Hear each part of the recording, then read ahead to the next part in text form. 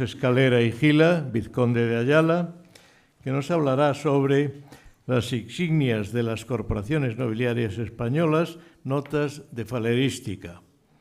Alfonso de Ceballos Escalera es abogado e historiador, doctor en Derecho por la Universidad Complutense de Madrid, doctor en Ciencias Políticas y Relaciones Internacionales por la Universidad Pública de Miño, en Portugal, es doctor en Historia por la UNED, es cronista de Castilla y León, correspondiente de las Reales Academias de la Historia y de Jurisprudencia y Legislación y de la Academia Portuguesa de Historia, es antiguo profesor de las universidades de Valladolid y de Lisboa y actualmente preside la Académie Belgo-Español d'Histoire. Cuando quieras, Alfonso. Pues va. ¿Aquí? Sí. ¿Y se me oye? Bueno. Buenas tardes a todos, muchas gracias por asistir. No voy a leer apenas lo que les traigo preparado. Como saben, tengo una formación de Historia del Derecho y de las Instituciones. Lo que me interesa de las órdenes son la parte institucional. Pero hoy vamos a hablar de la parte falerística o, en fin, por decirlo más vulgarmente, de las chapas, porque tienen también su interés. Bueno, como tengo muy repetido, el hombre es un animal simbólico y, por lo tanto, los símbolos forman parte integrante de la naturaleza humana y de sus sociedades. Aparecen ya en las sociedades primitivas y se consolidan y difunden ampliamente, etcétera, etcétera, como todos ustedes saben perfectamente. Bueno, las primeras insignias, no sé yo cómo va esto. Aprieta el de la izquierda. Bueno, o ahí. No sé cuáles son. Esos, vale, ya está, perfecto. Bueno, las primeras insignias, digamos, son las de las órdenes militares altomedievales, que se llevaban siempre en tela y que se llevaban además sobre la persona, sobre los mantos o sobre las vestimentas. Esta es una costumbre que ha durado prácticamente hasta el siglo XIX, donde por la mudanza de las costumbres, bueno, o se hicieron muy pequeñas o incluso se llevaron bordadas, pero por dentro de los trajes. A partir de finales del siglo XV, más bien siglos XVI y XVII, las insignias de estas órdenes militares se convierten en pequeñas joyas. Aquí tienen ustedes una serie de ejemplos y se llevaban también pendientes de cadenas y demás. Ya en el siglo XIX o muy finales del XVIII se pusieron de moda las pequeñas veneras, las pequeñas insignias pendientes de cinta con los colores de las órdenes. Aquí tienen ustedes unos cuantos modelos. Concepto distinto al de las órdenes militares, de monjes, soldados, cruzados, etcétera, es el de las órdenes llamadas de collar y de fe, precisamente porque usan un collar.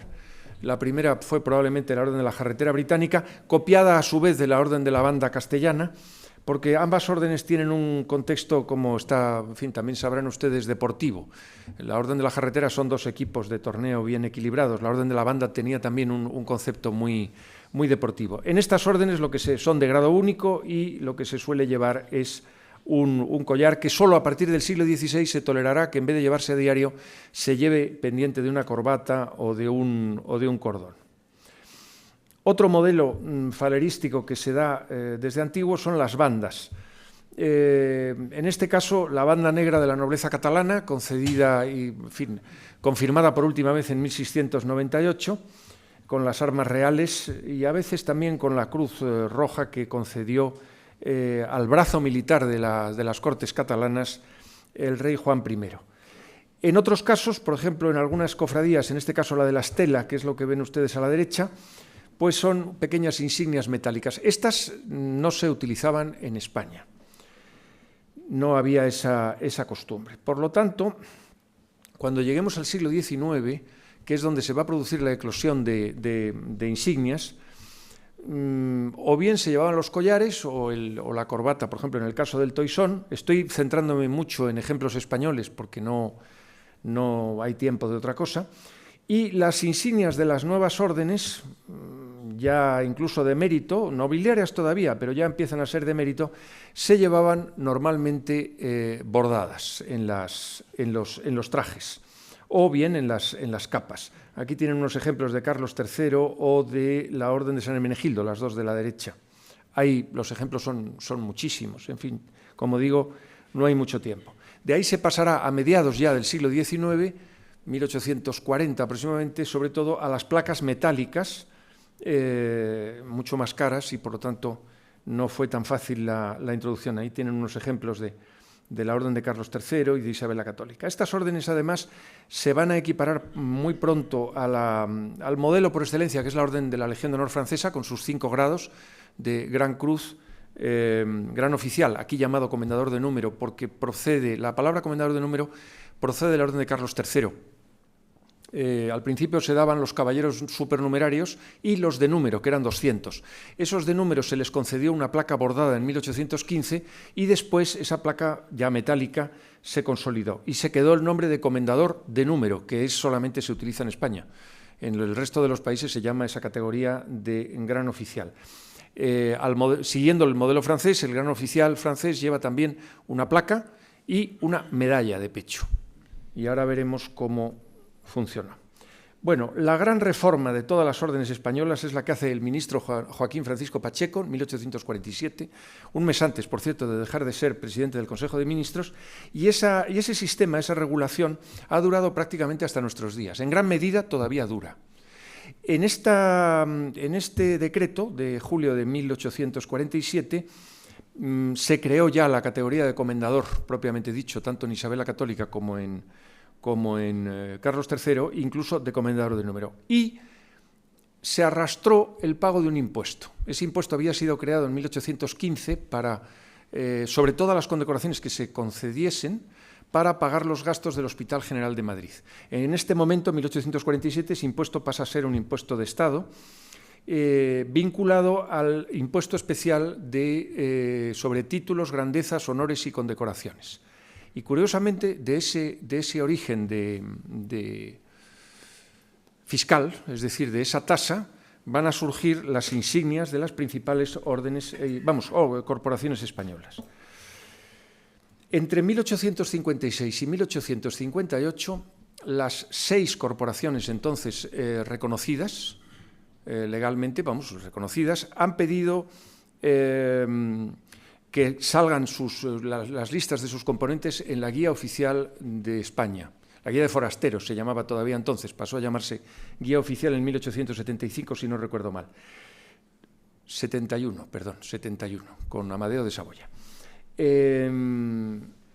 Y estos señores, como es lógico, rápidamente dicen, bueno, si vamos a pagar un impuesto por todo eso, queremos también tener unas insignias. La tasa se les había fijado en la de encomienda de número. Por lo tanto, en 2 años a todas ellas se les concedió una placa y una medalla, a veces una venera, también de cuello. El último fue el Real Cuerpo de la Nobleza de Madrid. A finales de 1858 se le concede la clásica cruz, en principio morada, con una medalla, una venera, que tiene un partido de Castilla y León con el Ex Virtute Nobilitas. Aquí vemos a uno de sus presidentes, me parece recordar, el duque de Abrantes, con la venera puesta al cuello. En este Real Cuerpo todos los caballeros llevamos la placa y la medalla. Solo el presidente debe llevar, por costumbre, la encomienda de la venera al cuello. La Maestranza de Sevilla, que fue la primera, en 1856, podrán leer todos los decretos y las fechas exactas en la publicación en su momento. Recibe una placa también y una venera de cuello. Ahí las tienen las dos, siguiendo un modelo que ya se empezaba a generalizar en las cofradías y hermandades en Sevilla y en otras partes, también en Madrid. Ahora diré algo sobre ese modelo también de falerístico. Bueno, la Real Maestranza de Caballería de Granada, que tanto la placa como la medalla son iguales, se llevan el mismo modelo, pendiente de una cinta. La de Valencia, que primero tuvo un modelo, el que ven a la izquierda, de placa y medalla, y después tuvo otro, lo cambiaron en 1884. La de Ronda, placa y medalla, que ese no ha cambiado en absoluto, y la de Zaragoza, que sí ha cambiado. Tuvo primero lo que ven a la izquierda y después se optó por la cruz de Sobrarbe y se simplificó. La otra era efectivamente muy, muy complicada y demás. Bien, digamos que el modelo de las insignias de estas 6 corporaciones nobiliarias oficiales fue siempre prácticamente el mismo. La placa y una medalla, que en algún caso, por ejemplo aquí en Zaragoza al principio fue también una venera de cuello, una patata al cuello, como se suele decir coloquialmente, normalmente fue este el sistema. A partir de estas 6 que se conceden por la corona entre 1856 y 58, en 2 años las 6 tenían ya concedidas estas insignias, surgirán otras corporaciones, otras asociaciones, otras hermandades que también adoptarán medallas. Bueno, aquí tienen algunos grabados de las maestranzas, que no tienen, vamos, son las que les he comentado prácticamente y no tienen más historia. La Diputación de la Grandeza. La Diputación de la Grandeza, que es la primera corporación nobiliaria española, obviamente, creada en 1815, muy tardíamente, yo no he conseguido localizar el decreto o la disposición, y tampoco la encuentran en la Diputación, pero parece ser que es posterior al último reinado alfonsino. En todo caso, si es un poco anterior, sería de los años de 1920, pero parece que no, que es de después de la Guerra Civil. Fíjense que es una medalla con un cordón. Es importante este detalle. En las corporaciones españolas, hermandades, asociaciones, colectivos, por ejemplo, un colegio de abogados, la tradición española es una insignia pendiente de un cordón, a veces de una cinta, pero siempre de un cordón. Es el modelo al que se debería de tender. Sin embargo, no es eso, claro, lo que ha pasado. El Real Cuerpo de la Nobleza de Madrid, que veo que aquí se ve muy mal esa foto porque se ha movido, adoptó en los años 1955, si no recuerdo mal, una banda muy bonita, por cierto, de color fucsia con cantos blancos, que no tiene sustento legal. Es decir, las cruces, la cruz y la medalla están concedidas por Real Decreto y, sin embargo, la banda se impuso, entre otras cosas, por voluntad del entonces presidente, que era el infante don Fernando María de Baviera. No tiene sustento. Yo particularmente luego diré algo de este asunto. Cuerpo de la Nobleza de Cataluña, reorganizado, recreado en 1881, decretos ya quiso ser maestranza, por cierto, también, pero el decreto que concede las insignias es de 1917. Y el Estamento Militar de Gerona, de 1919, que es una cofradía religiosa, adoptan la vieja, antigua banda negra de la nobleza catalana, simplemente poniéndole unas listas rojas, 2 a los lados en el caso del Real Cuerpo de la Nobleza de Cataluña y una en el centro en el caso de... En este caso sí creo que la banda o las bandas que usan está justificado porque la tradición falerística catalana lo autoriza. Bueno, la Unión de la Nobleza de Mallorca con una placa y una banda, los infanzones de Illescas, he traído nada más algunos ejemplos. También con placa, por cierto, e insignia.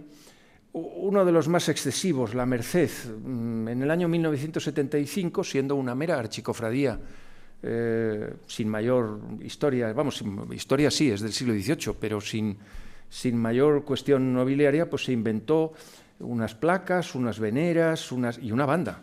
Bueno, se inventó por inventarse hasta un uniforme, que todavía algunos de sus jerarcas llevan. O la Asociación de Hidalgos, que empezó teniendo unas insignias también muy moderadas y últimamente ya ha tendido a placas y bandas. Bueno, yo simplemente, por hacer una pequeña crítica de este asunto, como decía antes, la tradición en España es una medalla pendiente del cuello mediante un cordón, una tal. Todo, incluso también se puede comprender una medalla con cinta de pecho, porque en algunos casos efectivamente es más cómodo para ponerlo en un pasador de condecoraciones. Pero ya las placas, que en algunos casos son más brillantes incluso que las grandes cruces, ya las bandas que se asemejan a la Gran Cruz, yo creo, es mi modesta opinión, que están un poco fuera de lugar. Proliferan mucho, la maestranza de caballería de San Fernando también tiene ya placa y banda. Hay una tendencia, yo francamente no apruebo ese sistema. Creo que, como decía uno de los fundadores de esta casa, don Vicente Cadenas, en fin, el exceso de mantos, plumeros y pasamanería pues redunda un poco, en fin, es un exceso. Yo creo que es mejor ir a cosas más sencillas, de mucha categoría, pero más sencillas. Y con esto les he ofrecido una panorámica que ya verán por escrito con toda la justificación, porque no me quiero extender mucho y sí quiero dar lugar a si alguien quiere hacer alguna pregunta, poder tener tiempo de explicarlo. Muchas gracias.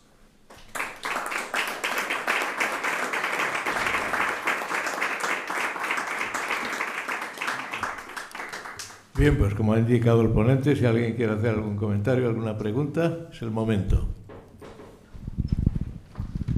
Me alegra mucho haber escuchado. No ha mencionado al cuerpo de la nobleza del Reino de Galicia, constituido hace 15 años o 20 años, ¿no? Su insignia se cuelga de un cordón y es una simple medalla, y no hay más. Eso es lo que yo creo, a lo que debería haberse tendido. Ya digo que hoy día ya es difícil echar marcha atrás. No he comentado, tengo una lista completa y muchas más fotografías, pero, en fin, lo que yo quería explicar lo he explicado y yo creo que se me ha entendido. Evidentemente hay otras corporaciones, no sé, ahora se ha constituido hace poco el Cuerpo de la Nobleza de la Montaña, por ejemplo. Bueno, pues ya sí se piensa también en bandas y tal, y se ha adoptado un uniforme que yo todavía no he visto, y soy el vicepresidente, pero creo que está hecho en el más puro estilo siglo XIX, que yo entiendo que las maestranzas que son del XVIII tengan uniforme, pero quiero decir uniforme del estilo del siglo XIX, pero si hay que adoptar hoy día un uniforme, que no lo sé, no tengo ni idea, hombre, lo lógico sería medirlo un poco y ponerlo actual. No sé, una cosa muy moderna y muy ponible, pero vestirse de urogallo en celo en una corporación que es mucho más moderna, pues no lo sé. Repito, no lo he visto todavía, pero me temo lo peor. Por cierto, Jorge, tengo ya las fechas exactas de las insignias porque ya he podido consultar el archivo del Real Cuerpo. O sea, tengo las fechas en qué acuerdos, en qué juntas y por qué. ¿La foto que has puesto de la avenida del Real Cuerpo con una roseta en la parte de arriba, eso es un error? No, yo creo que no. No, es un capricho. Esta venera perteneció, este juego está en el Museo de la Legión de Honor, lo han comprado, era del infante don Carlos de Borbón, el abuelo del infante, el bisabuelo de don Pedro, que nos ha honrado hoy con su presencia. Bueno, están los diplomas, está todo. Yo creo que en el año 31, cuando tuvieron que salir de España, hubieron de vender. Y entonces lo ha comprado el Museo de la Legión de Honor y es una colección, lo tengo publicado en Cuadernos de Ayala, la colección llamada de Alfonso XIII. No tiene nada que ver con Alfonso XIII, es del infante don Carlos, de su cuñado. Y ahí está esta pieza morada, porque entonces el morado se consideraba, en fin, el color de Castilla y todo eso, y probablemente, pues para darle mayor vuelo al personaje, pues le pusieron una roseta. Eso es muy francés de la época. Esa roseta no está hecha en España, es demasiado grande, esta es una roseta francesa, casi seguro, sí. Una pieza un poco singular, la verdad. Alfonso, posso?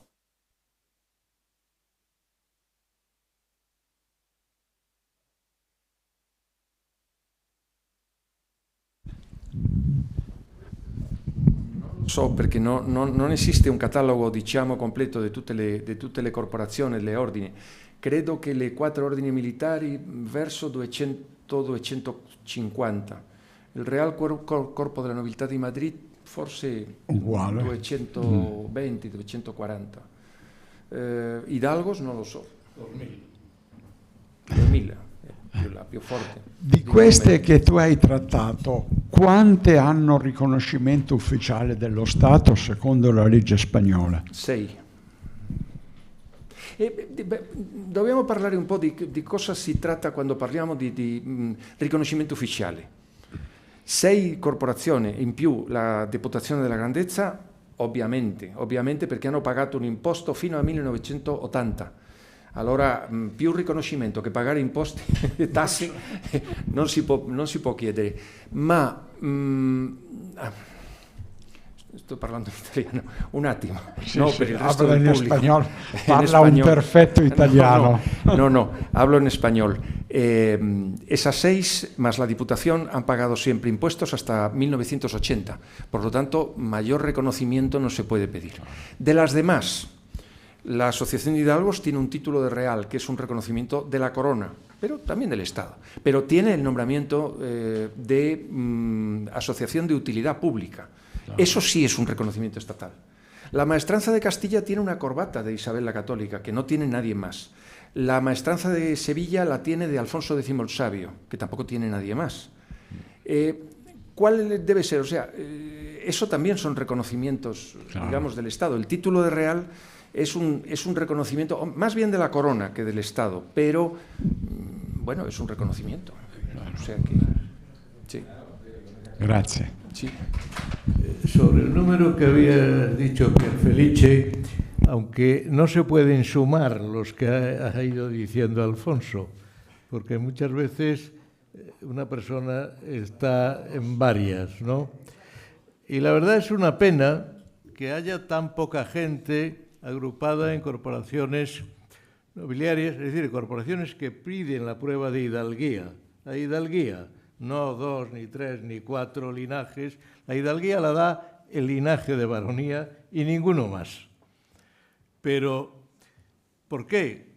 Porque hay que pensar que fácilmente en España personas que si investigaran podrían encontrar pruebas de su hidalguía, pues evidentemente estará entre el 1 y 2 millones de personas. Si pensamos estadísticamente que a finales del siglo XVIII había del orden de 500.000 largo, 6%. pues efectivamente, bueno, pues pensemos hoy, ¿no? Pero claro, al suprimir los padrones en los concejos, pues y cambios de vivienda y cambios de tal, la gente ha olvidado la historia nobiliaria que tienen. Entonces yo creo que hoy, sumando a todos los que han probado su nobleza en las corporaciones, bueno, pues si en Hidalgo han sido 2.000 y en otras corporaciones, pues a lo mejor 3.000, pero de ahí a 1,5 millones, pues aún queda, ¿no? ¿Alguna cuestión más? Pues nada, pasamos a lo siguiente. Muchas gracias, Alfonso.